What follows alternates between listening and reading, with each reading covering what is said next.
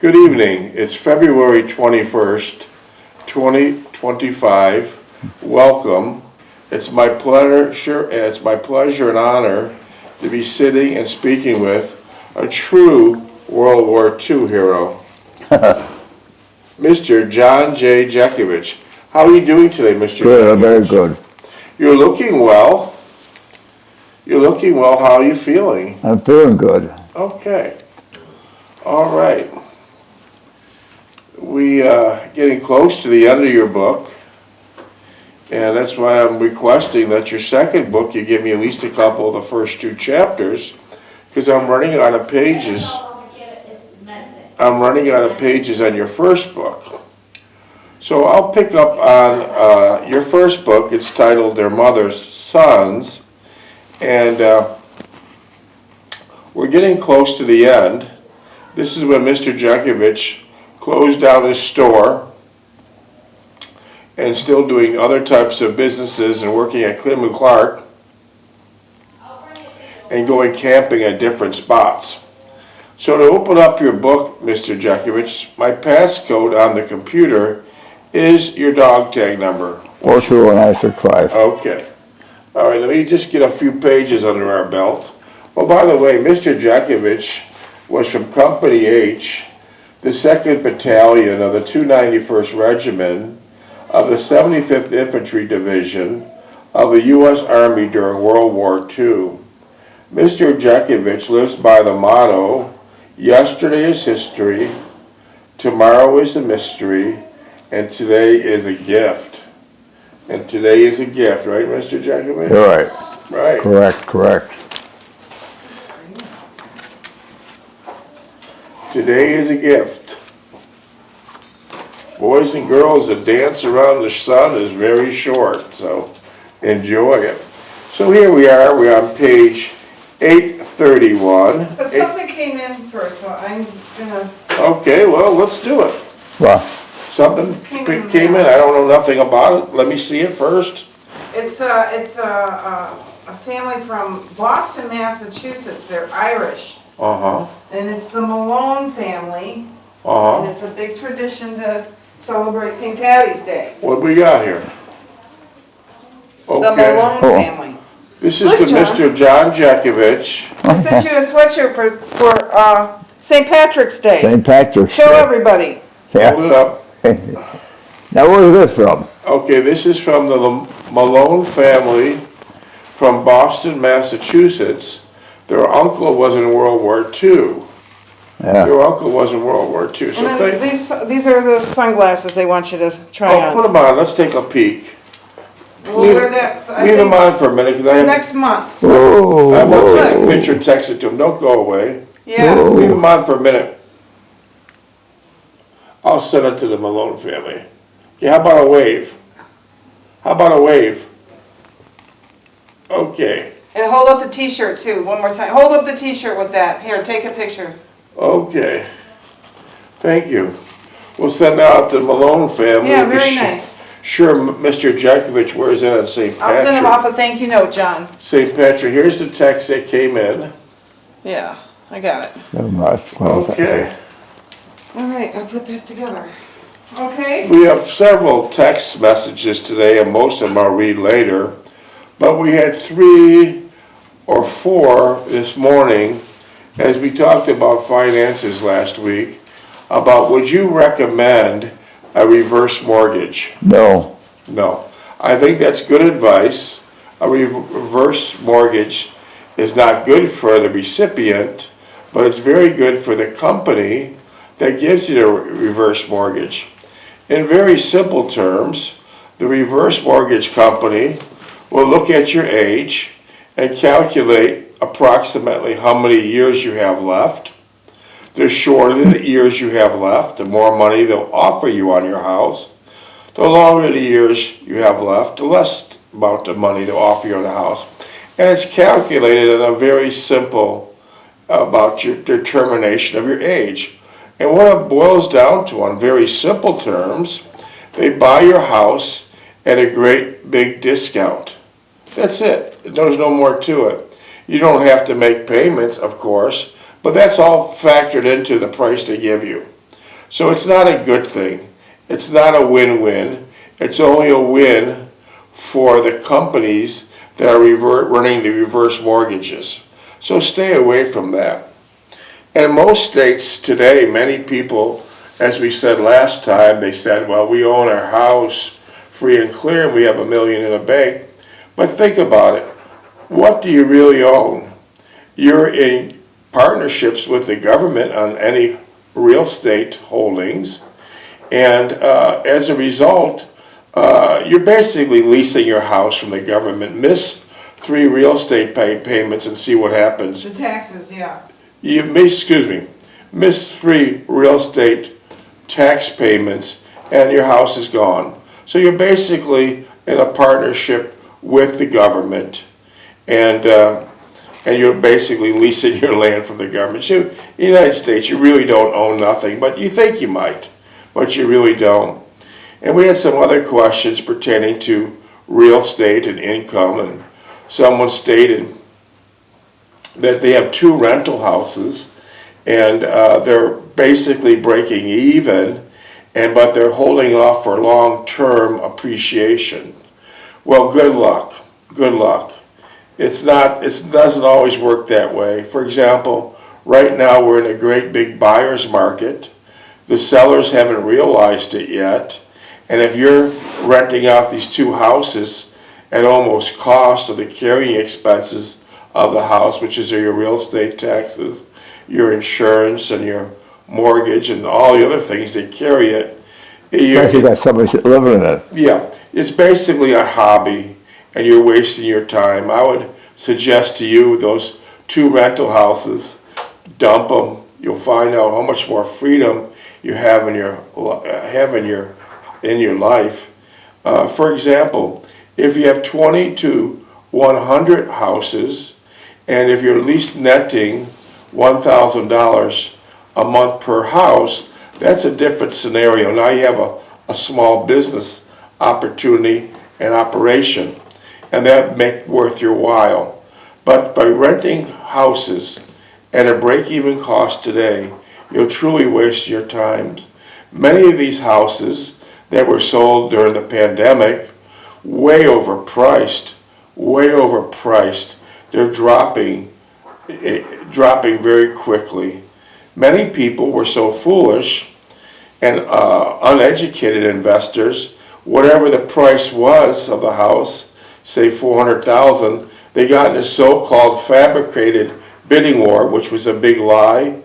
That lie was created by the realtors, and you paid 10 to 20 or 50,000 more. Now I assure you, those houses you paid in the pandemic, say for $440, you couldn't dump them now for 300 grand. You honestly couldn't.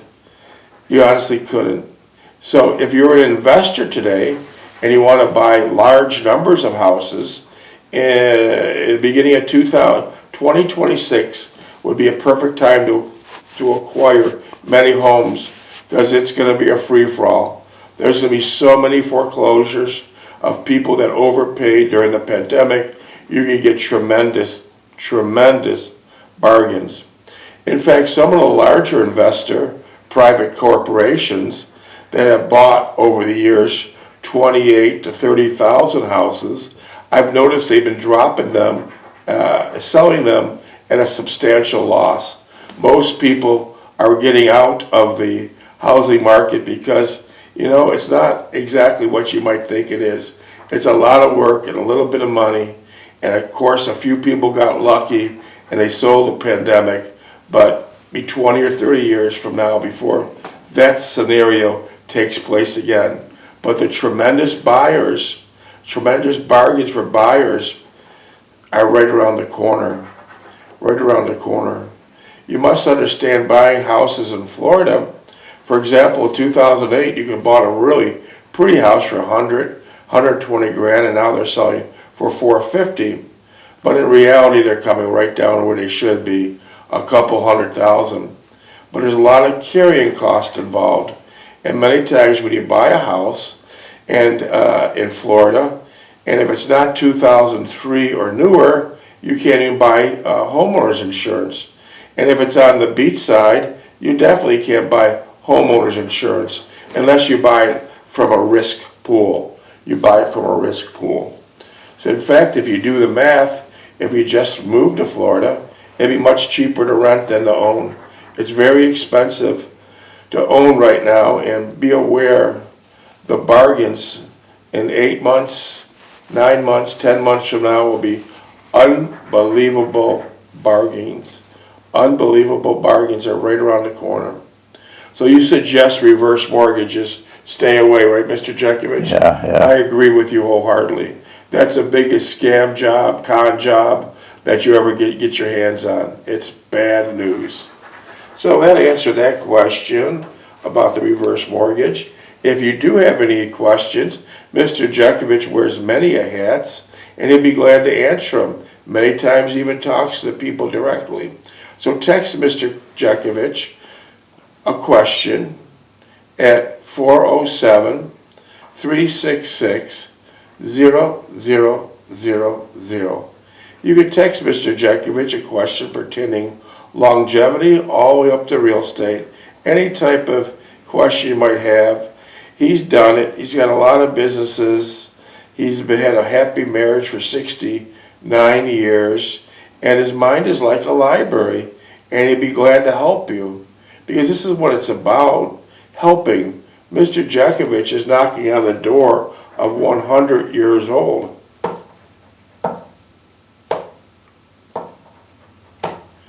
Tick-tock, Mr. Jeckovich will be 100 years old in 2025. Right, Mr. Jeckovich? Right.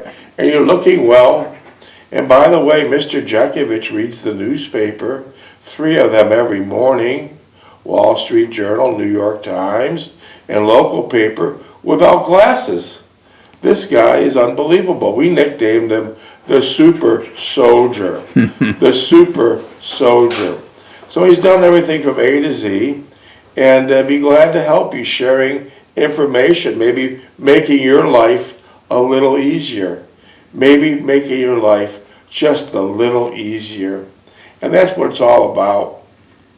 Mr. Jeckovich, I always get many texts. How much is your book and where do I buy it? Can't buy it. And it's not for sale. It's not for sale. It never will be for sale. It's just an informational book of over 800 pages to give people, to give them an easier life. An easier life. Let's face it, there was 90,000 divorces in the state of Florida last year alone. Most of them primarily to financial reasons.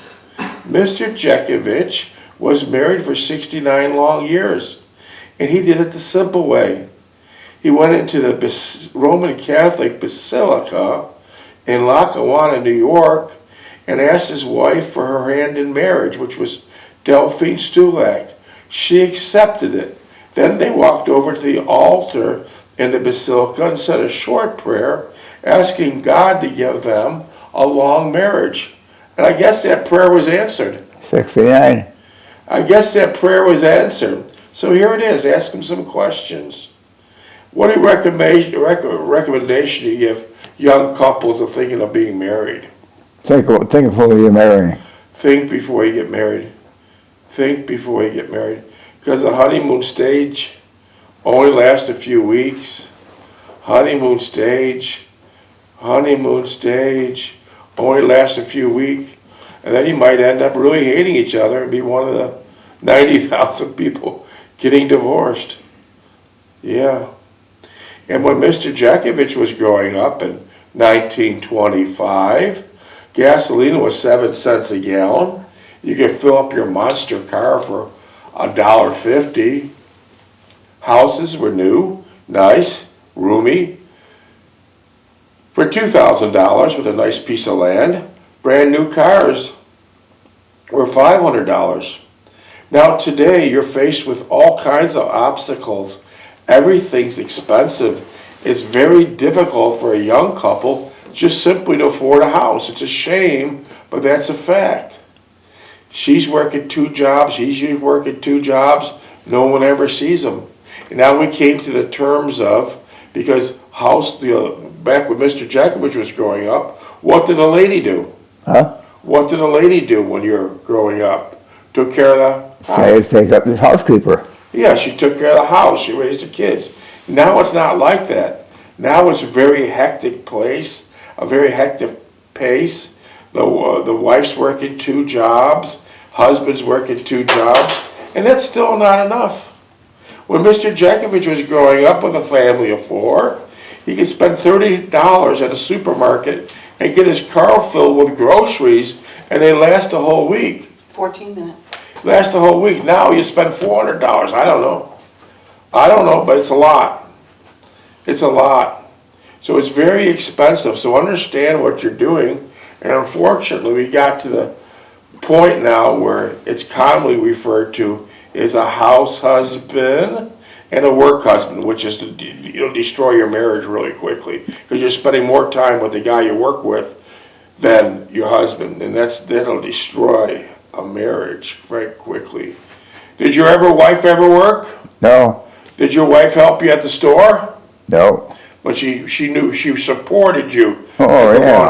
laundromat. When I come home at 10 o'clock, 11 o'clock, they have a little supper for me. I sent someone to the Niagara Falls Library in Niagara Falls, New York on Main Street, and I had them do an aerial shot of where your store was.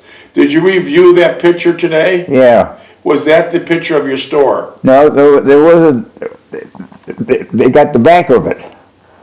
So tell us what we're missing on that picture you received today. Well, it's reversed.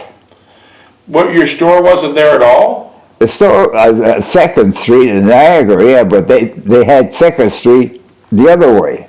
Okay. But were those other businesses around you? No, they weren't familiar, no. They weren't familiar? I didn't see the fire hall, I didn't see the police station, I didn't see nothing, I didn't see, what's his name, the bank. Okay. Could you please show Mr. Jeckovich this? Would you be able to show Mr. Jeckovich this? He's Where the gone. hell's the staff? Here we go again. Every time I ask for assistance, I turn my back and this is unbelievable. Are these federal workers I got here? Are these government workers? A simple thing like presenting these pictures, but no one's here to present them. Okay, well, that's okay. We'll move on. I guess they go to coffee breaks in groups of 6. So, the hell with it. We'll read the book a few pages, and I have a couple more questions. Did you want a coffee, Mr. Jeckovich? No. Okay. What did you ever do with that Wild Turkey 101 from the distillery in Lawrenceburg, Kentucky? Do you still have that bottle? Did you drink it? Say again? You received a gift last week from a person that retired from the distillery, Wild Turkey 101 Distillery in Lawrenceburg, Kentucky. Owensboro, Kentucky. That man's living in Owensboro now. He didn't know Ann Mahaney, but did you drink that bottle already? Yeah. Do you drink the bottle of whiskey? No, I didn't open it up. Oh, you didn't? Okay. Why the hell would I open it up? 11 minutes. Okay, so let me just get a couple pages under our belt and we go back to the questions. Normally, none of this greatly apparent to Delphine and me as we experienced a change in family life. To add to our dilemma, we're in the process of losing my livelihood. That's when Kimberly-Clark was closing down, right? What? You said you're losing your livelihood. That's when Kimberly-Clark was closing down, right? Yeah. Well, they sold it. Yeah. I had gone downstairs to join Grandma for coffee. When I entered the kitchen, she pointed to the patio area. There she seated at the bench was a young girl. She was of our presence, but made no visible attempt to acknowledge us. She displayed no visible signs of being apprehensive in being there at an early hour. Grandma wanted to know who she was, and of course I had no idea. I could not afford an explanation. Delphine was entered the kitchen and suggested that she go talk to the young girl and perhaps help her into the house where it was warm and she had no jacket or coat on. We watched as Delphine talked to her And I could feel a tinge of pride in how Delphine was in handling the situation. It seemed that she knew David and was waiting for him. Why she was here at 6 a.m. was a mystery, and we never got into that quickly and put it aside. Okay, that's a good point. We'll pick up on that because I don't want to miss the questions. Now, do you feel up to answering any questions? Yeah, sure. Minutes, please.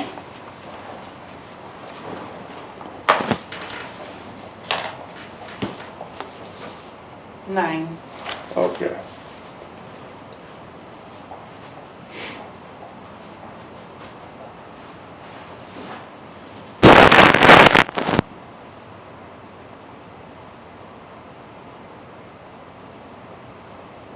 During World War II, did you use a compass on a regular basis? No, Were you assigned a compass? no. I'll be.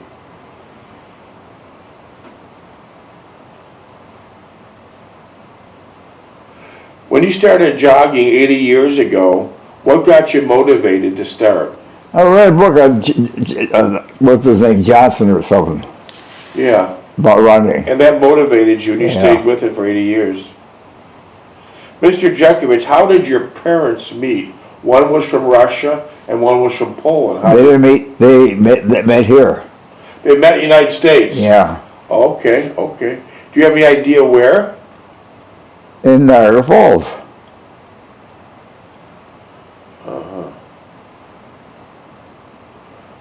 What was the childhood book that you remember the most when you're a teenager or preteen? Or what? That you read, a childhood book that you read that you remember the most of? A child book. A book that when you were a child that you read that you were very fond of. When you say 11 to 14 or something. Robert Louis Stevenson. What's that? Robert Louis Stevenson. Okay.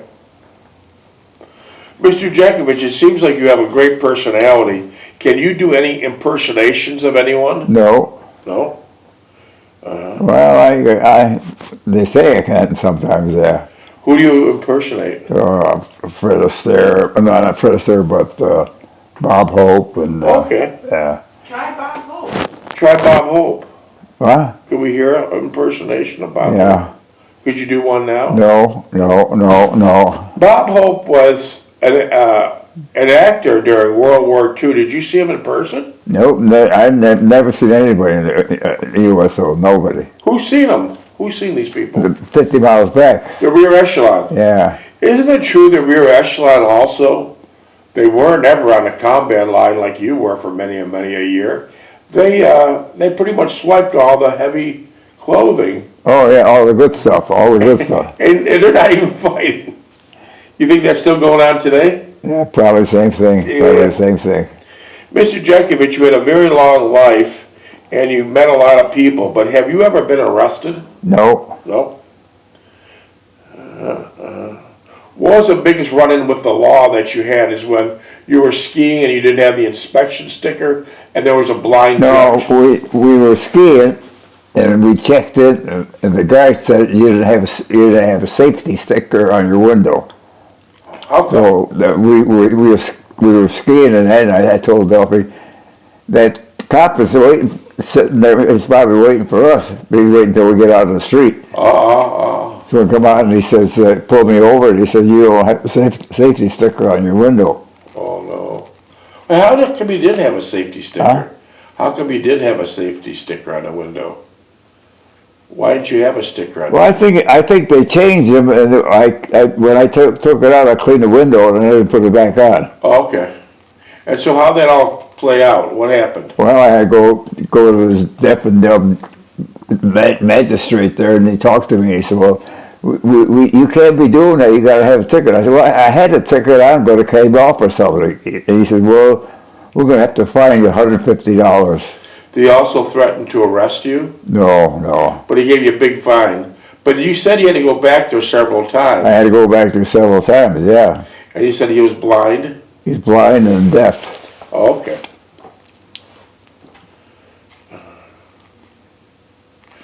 Mr. Jeckovich, we noticed in some of the pictures in the 70s that you're working on a deck. You're working on a deck.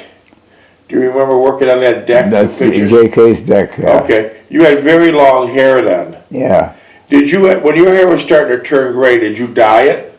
No, I never, what the hell did I dye my hair? I'm just reading the questions. No. No, okay. I'm just relaying the questions that we come in. It's from people from all walks of life. Somebody asked me if I dyed my hair? Yeah, because they seen the picture how long it was back then turning gray. Were you a fast runner?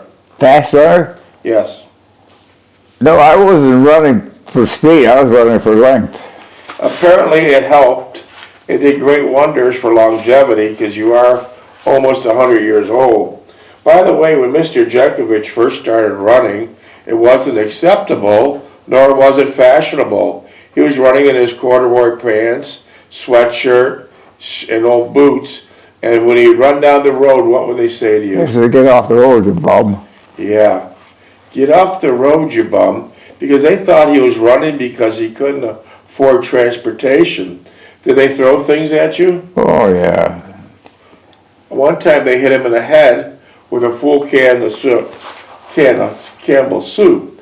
An interesting fact, 80 years ago, jogging is a very acceptable hobby, you might say, or exercise.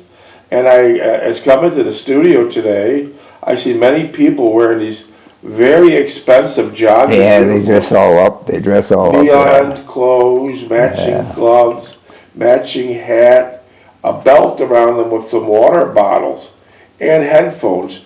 Eventually, as years went by, did you get all, No, I can't Did you stay get the same way.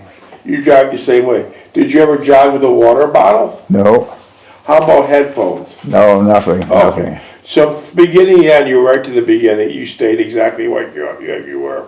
Yeah. Okay. Mr. Jeckovich, since you went through the Great Depression and World War II, and many parts of life that were changing over the last 100 years, how would you sum up today the society? Our society today Today, yeah. is unregulated. Okay. Did you think it was much better 50 years ago? Oh, yeah. Yeah. Yeah. 2 minutes.